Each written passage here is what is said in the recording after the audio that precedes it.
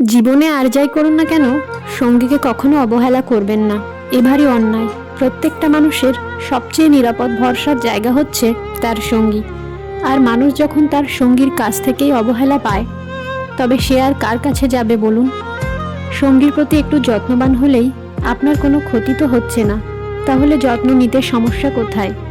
জানেন তো, মানুষ কখনোই নিজের যত্ন নিজে নিতে চায় না।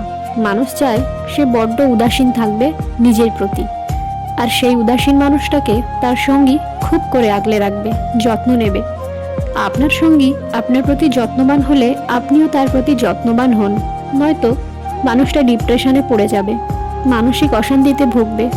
সঙ্গীর থেকে ভালোবাসা, যত্ন, আদর পেয়ে আপনি হয়তো সুখের সাগরে ভাসবেন, কিন্তু আপনার সঙ্গী আপনার থেকে পাওয়া অবহেলায় মানসিকভাবে ভেঙে পড়বে। সঙ্গীকে সময় দিন, তার খারাপ সময়ে তাকে ভরসা দিন, সাহস দিন।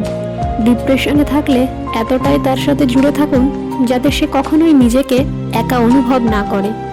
মানুষের ডিপ্রেশন তার সঙ্গীর ভালোবাসা আর যত্ন পেলেই দূর হয়ে যায়।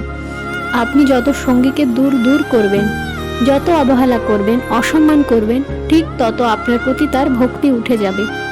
এতে হয়তো আপনার কিছুই হবে না, তবে মানুষটা তিলে তিলে শেষ হয়ে যাবে, একদম শেষ হয়ে যাবে।